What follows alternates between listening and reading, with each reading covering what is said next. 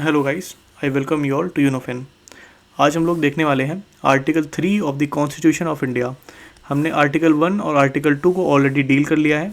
Article 1 में हमने देखा था कि वहाँ पर कैसे हमारी कंट्री का नेम मेंशन्ड है, that India, that is Bharat, और कैसे वहाँ पर जो टेरिटरीज़ हैं हमारी वो सारी मेंशन्ड है।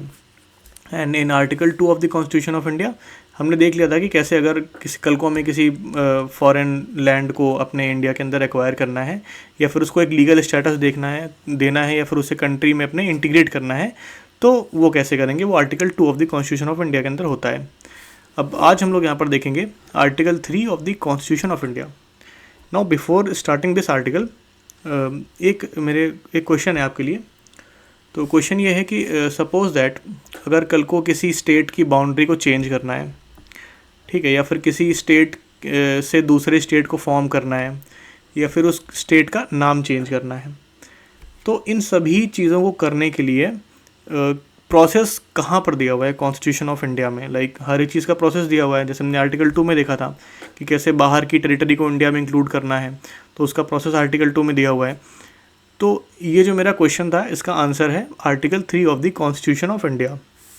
ओके, तो अगर आपसे पूछता है कोई कि ये सारी चीज़ें आप कहाँ से करोगे, तो उसका सिंपल सा आंसर है वो आपको article 3 of the constitution of India में मेंशन्ड है।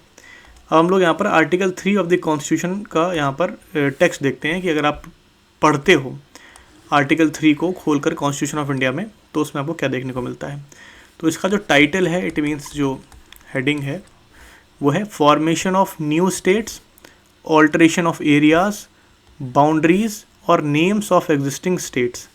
इसका मतलब अगर आपको ऑल टुगेदर एक नया स्टेट फॉर्म करना है तो उसके लिए प्रोविज़न आर्टिकल 3 में है। किसी स्टेट की बाउंड्री को ऑल्टर करना है, चेंज करना है, रिड्यूस करना है, इंक्रीज़ करना है, तो वो कैसे होगा, वो आपका आर्टिकल 3 के अंदर होगा। उसकी बाउंड्री चेंज करनी है तो भी यहीं से होगा, और उसका नेम चेंज करना है अगर, तो भी यहीं से होगा। हम लोग इनके एग्जाम्पल्स भी देखेंगे कि कैसे ये सारी चीज़ें कब की गई हैं इन दी पास्ट। अब यहाँ पर हम लोग देखते हैं clause A of the article 3। ये क्या बोलता है कि पार्लियामेंट में बाई लॉ। तो सबसे पहले तो यहाँ पर जो यहाँ पर है एलिफेंट इन द रूम वो है कि पार्लियामेंट ये कौन करेगा, ये सिर्फ और सिर्फ पार्लियामेंट कर सकती है। एंड पार्लियामेंट कैसे करेगी, बाई लॉ। इट मीन्स ये प्रेसिडेंट नहीं कर सकते हैं, इट मीन्स ये स्टेट का कोई भी चीफ मिनिस्टर या गवर्नर या कोई भी दूसरे डिग्निटरीज नहीं कर सकते हैं। इसका सिंपल सा प्रोसीजर है पार्लियामेंट में बाई लॉ। अब ये क्या कर सकते हैं, तो क्लॉज ए में दिया हुआ है कि form a new state by separation of territory from any state और बाय यूनाइटिंग 2 और मोर स्टेट्स और पार्ट्स ऑफ स्टेट्स और by uniting any territory to a part of any state. अब इसमें क्या क्या दिया हुआ है कि आप यहाँ पर किसी भी एक टेरिटरी, सपोज दैट यहाँ पर उत्तर प्रदेश, ठीक है, अब इसकी आप कोई भी एक पार्ट, सपोज दैट ये एक स्टेट है आपका कोई, ठीक है, ये स्क्वायर को हम कंसिडर करते हैं, ये कोई एक स्टेट है। अब आप इसका कोई एक पार्ट निकाल के एक नया स्टेट फॉर्म कर सकते हैं, ठीक है। ये आपका पहला हो गया कि पहला आप सेपरेशन ऑफ टेरिटरी, आप किसी भी स्टेट से एक टेरिटरी को सेपरेट करके एक नया स्टेट फॉर्म कर सकते हो, ठीक है। या फिर आप वहाँ पर क्या कर सकते हो कि बाई यूनाइटिंग 2 और मोर स्टेट्स, कि आप 2 स्टेट्स को उठा लो। सपोज दैट कल को हमें मन करता है कि हम यहाँ पर यूपी को और उत्तराखंड को मर्ज करना चाहते हैं, तो फिर से इसे हम यहाँ पर मर्ज कर सकते हैं। ये प्रोसीजर भी यहाँ पर दिया हुआ है। या फिर पार्ट्स ऑफ स्टेट्स और by uniting any territory to a part of any state, ठीक है। या फिर 2 स्टेट्स के पार्ट, सपोज दैट ये 2 स्टेट्स हैं, ओके, हम सोच रहे हैं कि इतना एरिया इस स्टेट का लेते हैं और इतना एरिया हम स्टेट बी का लेते हैं, इनको मर्ज करके भी हम एक नया स्टेट फॉर्म कर सकते हैं। तो एक तो ये तरीका हो गया। या फिर इसका हम एक लेते हैं और फिर हम कहीं से दूसरी टेरिटरी लाते हैं और उसको मर्ज कर देते हैं इसमें। तो ये सारा क्या है, एक नए स्टेट को फॉर्म करने का तरीका दिया हुआ है। परमिटेशंस, कॉम्बिनेशंस दिए हुए हैं कि आप कैसे कर सकते हो। सिर्फ एक स्टेट से आप अलग करके बना सकते हो, 2 स्टेट्स को मिला करके बना सकते हो, 2 स्टेट्स के कुछ कुछ एरियाज़ को निकाल करके उनको मर्ज करके बना सकते हो, ठीक है। तो ये सारा चीज़ इसमें क्लॉज 1 में दिया हुआ है। Now what clause B says, clause B बोलता है कि आप किसी भी स्टेट का एरिया इंक्रीज़ कर सकते हो, ठीक है। सपोज दैट हम यहाँ से लाते हैं, ये हमारा यूपी है, ओके। अब कल को हमने कोई फॉरेन टेरिटरी एक्वायर कर ली, अब उसको हम यहाँ पर ऐड कर देते हैं, वो भी हमारा यूपी का पार्ट हो गया। तो अब क्या हो गया, यूपी का एरिया इंक्रीज़ हो गया। या फिर यूपी है, नीचे एमपी है, हमने यूपी का एरिया थोड़ा सा दे दिया एमपी को कि एडमिनिस्ट्रेटिव इशूज़ को जैसे आपको दे देते हैं, आप इसको एडमिनिस्टर करो। अब एमपी का एरिया इंक्रीज़ हो गया, ठीक है, तो ये हम ऐसे इंक्रीज़ कर सकते हैं। और अब अगर यहाँ पर यूपी का एरिया हमने एमपी को दे दिया है, तो इसका मतलब यूपी का एरिया डिमिनिश भी हो रहा है, डिक्रीज़ भी हो रहा है। तो ये प्रोविज़न भी दिया हुआ है क्लॉज सी में, ठीक है। तो यहाँ पर आप डिमिनिश भी कर सकते हो, आप किसी भी स्टेट का एरिया इंक्रीज़ भी कर सकते हो। तो यहाँ पर हमने ये सारे परमिटेशन कॉम्बिनेशन देखे। अब हम आगे देखते हैं कि और क्या क्या इसमें हो सकता है। साथ ही में क्या कर सकते हैं, हम किसी भी स्टेट की बाउंड्री को ऑल्टर कर सकते हैं। ऑब्वियसली जब हम ये सारा मर्जर करेंगे, तोड़ फोड़ करेंगे, तो हम उसकी बाउंड्री को तो ऑल्टर करेंगे ही। या फिर हम किसी भी स्टेट का नेम ऑल्टर कर सकते हैं, जिसके हम लोग एग्जांपल्स यहाँ पर देखने वाले हैं, ठीक है। तो अब यहाँ पर नाउ कमिंग फॉरवर्ड, अगर हम यहाँ पर देखें कि कभी किसी ओरिजिनल स्टेट से कोई नया स्टेट फॉर्म हुआ हो, तो अगर यहाँ पे बॉम्बे स्टेट से देखें तो महाराष्ट्र गुजरात को बनाया गया था 1960 में, आसाम से नागालैंड को बनाया गया 1963 में, पंजाब से हरियाणा को बनाया गया 1966 में, ऐसे ही बिहार से झारखंड को 2000 में अलग किया गया, एमपी से छत्तीसगढ़ को 2000 में अलग किया गया, यूपी से उत्तराखंड को, उस समय नाम इसका उत्तरांचल था, और फिर 2006 में नाम बदलकर इसका उत्तराखंड कर दिया गया।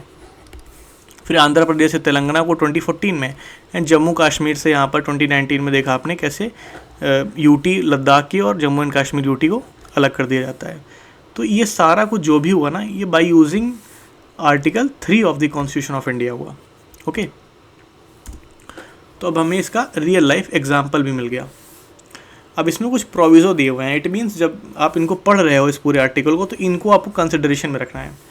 अब ये कंसिडरेशन में क्या रखना है आपको, कि कोई भी बिल, ओके, अगर आप, जैसे मैंने बताया था कि बिल आएगा पार्लियामेंट में, फिर वो उस पर वोटिंग होगी और वो पास हो जाता है, लॉ बन जाता है।